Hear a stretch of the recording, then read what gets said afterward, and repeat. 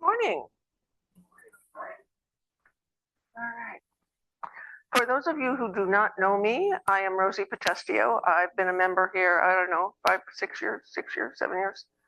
I am a spiritual director, and I am also one of the prayer chaplains. We have four prayer chaplains. Khadija is our assigned prayer chaplain today, and if you have need of prayers or blessings after the service, see Khadija. So we're heading into Thanksgiving, all right? And I'm looking around in my brain to kind of, what do I want to talk about? It's a time to be thankful. Yeah, you can bring up all of the biblical stuff, lots of wonderful things on Thanksgiving. And then I remembered that 1960 movie Disney put out, Pollyanna. I loved that story, but I had never read the book. So I went back and I read the book. It was written in 1913, and the book is just as delightful as the movie. Well, okay, I say it's delightful. You may not have enjoyed it, but hey, I'm a Pollyanna. I enjoyed it. So bear with me, give me some latitude here. Okay, written in 1913, the story is set in the early 1900s in the fictional little town of Beldingsville, Vermont. Our story's hero, Pollyanna, is an orphan who travels to Vermont from somewhere out west, probably somewhere as far as Ohio or something. Come on, that is funny. I guess I'm the only one who thinks it's funny that out west was the Midwest. So she travels to live with her Aunt Polly, her sister's, her mother's sister. Our hero is 11 years old, sent clear across the country to live with a relative she's never met. It was a challenge. But Pollyanna is a cheerful, talkative, and optimistic child. Her Aunt Polly, on the other hand, is very wealthy, but stern and cold, taking in her orphaned niece simply because it was her duty. Duty and good works ruled her life. Pollyanna's philosophy for life is centered on the glad game, an optimistic and positive attitude she learned from her missionary father. As a missionary family, they did not have much money, and they depended upon barrels from the Ladies' Aid of charity, whatever was donated. And one Christmas, Pollyanna really wanted a doll. She just really, really wanted a doll. And so her father had asked the ladies if they could send a doll for Pollyanna. Well, the barrel came at Christmas time and there was no doll, but there was a set of small child-size crutches. So she started to cry.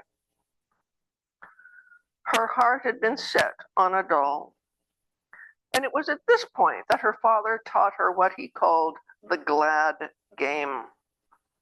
For there is always something, he said, that you can find to be glad about, to be thankful about. And in this particular instance, be thankful you do not need the crutches. We see her attitude in her first conversation with Nancy, who works for her aunt. Here are Pollyanna's words. Yes, Father's gone to heaven to be with Mother. He said I must be glad.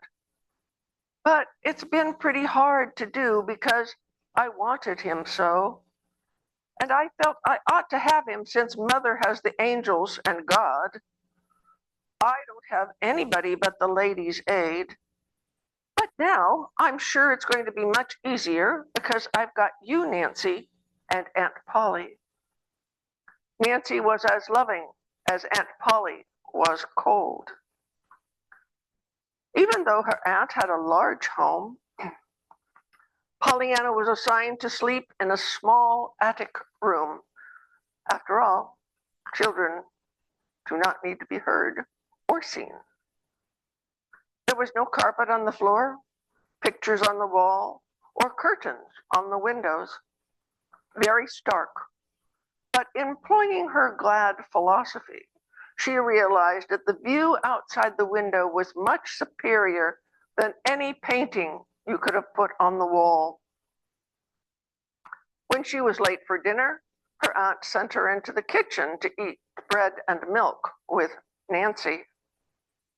She rejoiced because she loved bread and milk and she liked being with Nancy. In fact, the harder it was to think of something to be glad about, the more Pollyanna liked it, because it challenged her to really think the situation through. Her little attic room got very hot because she had been instructed not to open the windows. It would let the flies in, and there was no screens on the window. So Pollyanna crawled out the window to sleep on the roof. Well, of course, she was caught, and her aunt really didn't know what to do, and decided that, okay, for punishment, so that I can keep track of you, you're going to sleep with me. Well, Pollyanna was really stoked about that. She said, "Oh, Aunt Polly, I get to sleep with you. Oh, that is just so lovely." Aunt Polly was bowled over with Pollyanna's positive and optimistic attitude. She feels a bit helpless. Her entire world is turned upside down. She's confused because even the punishments she meted out were seen as special rewards. One of Pollyanna's first challenges in Beldingsville, we have to get this correct, was the grumpy Mrs. Snow. And if you saw the movie, if you remember the movie, the grumpy Mrs. Snow was played by Agnes Moorehead. You know, she can do a good job with that one. Mrs. Snow was the town complainer, an invalid who never came out of her dark bedroom. She was a never-enougher, always wanting something other than what she had. Pollyanna brings her calf's foot jelly. Don't ask. Of course, Mrs. Snow wants something else, maybe lamb broth or chicken broth, and complains heartily. Pollyanna is not deterred and asks Mrs. Snow what she would like. Well, this completely surprises Mrs. Snow because no one would dare ask her what she wants. And so Pollyanna goes over and she opens the curtains. The bedroom's very dark, and Pollyanna opens the curtains and explains how beautiful she thinks Mrs. Snow's hair is. And she starts combing her hair and kind of grooming her. And Mrs. Snow is just totally bowled over. Totally. She's so charmed by this young woman. And Pollyanna teaches her the glad game and thus begins a wonderful friendship. Her next challenge is Mr. Pendleton, a miserly and a grumpy bachelor who lives alone in a cluttered mansion. As Pollyanna befriends him, he can't resist her sunny and joyous outlook, and she teaches him the glad game. Now, I enjoyed the thread about the transformation Pollyanna had on the local minister, Mr. Ford.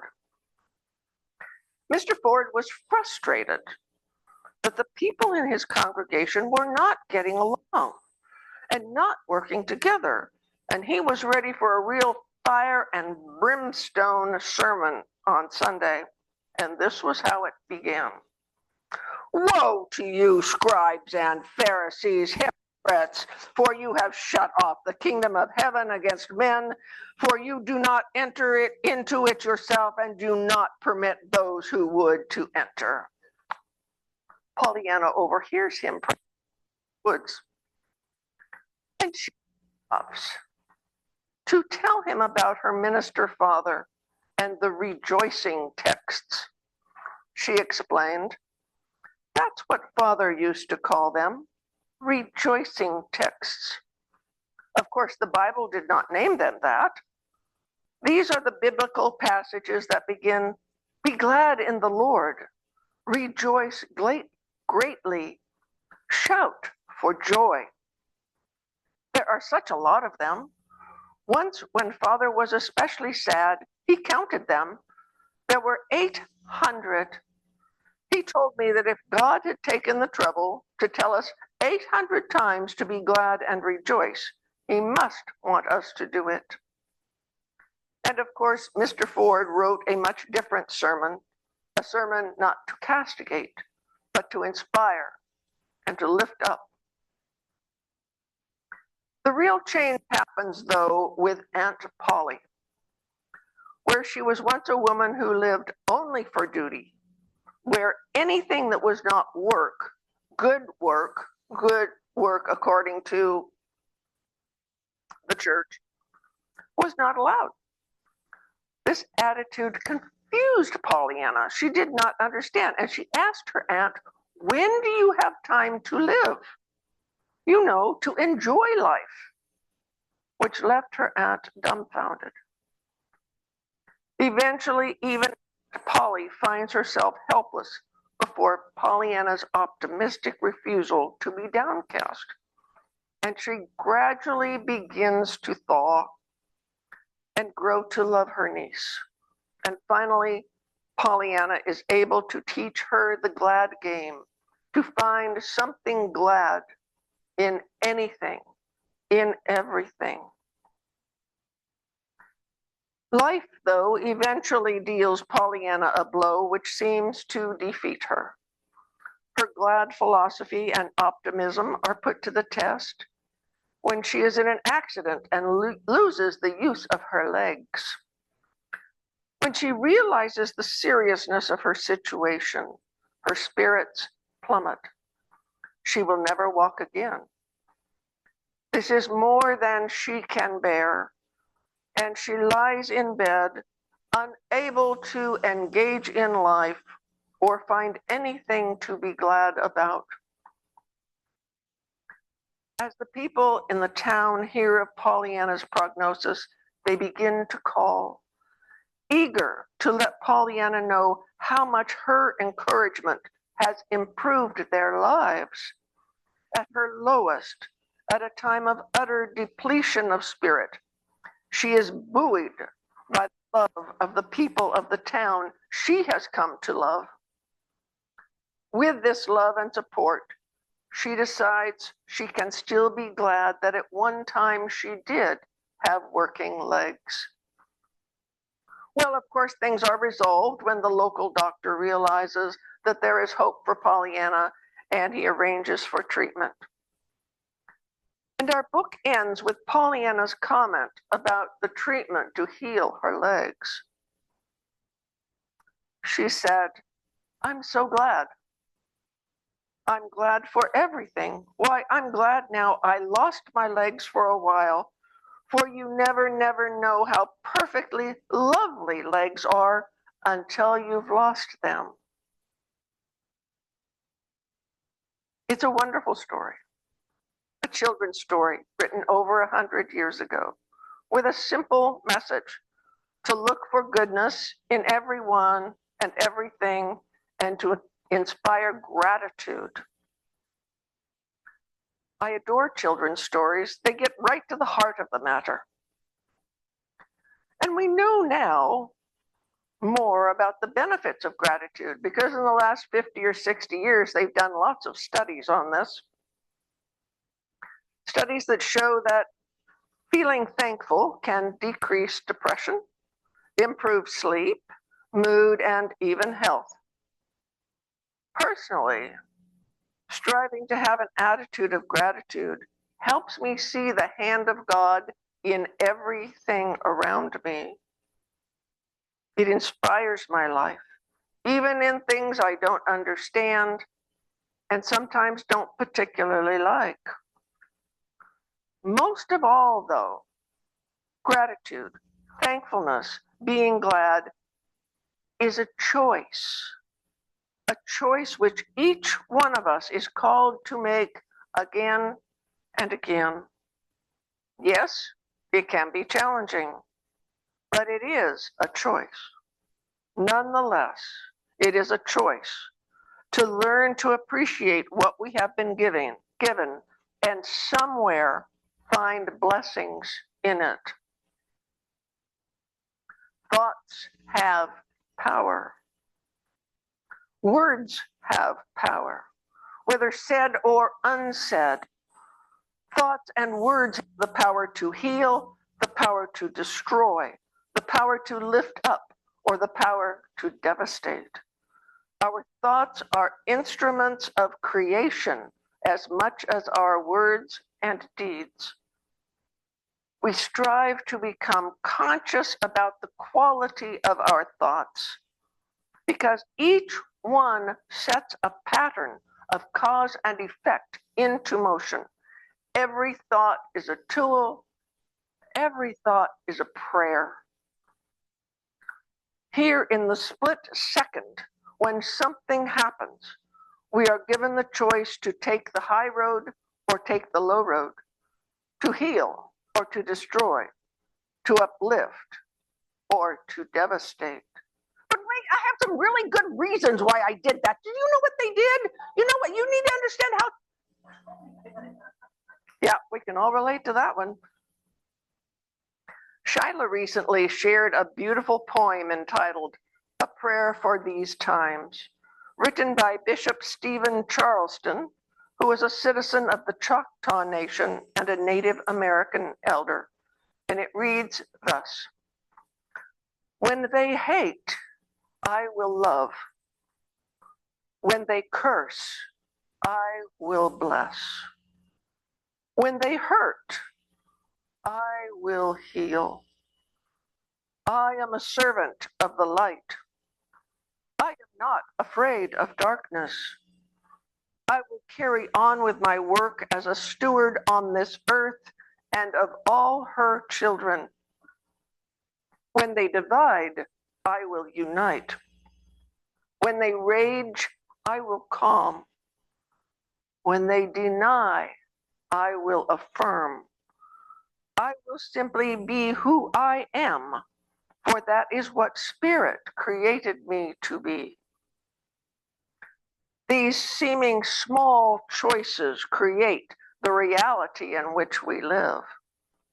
If we take a wrong road, for we all take wrong roads at times, and no, you may not ask my husband about that one. It is never too late to do a course correction. I'm going to say that again. It is never too late to do a course correction, to change our thoughts, to forgive, to ask for forgiveness, to create new intentions, to find the glad within.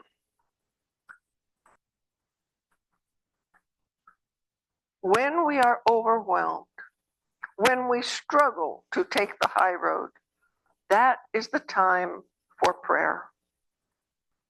The Apostle Paul wrote in the New Testament letter to the Thessalonians, "Be joyful always, pray without ceasing, in everything give thanks."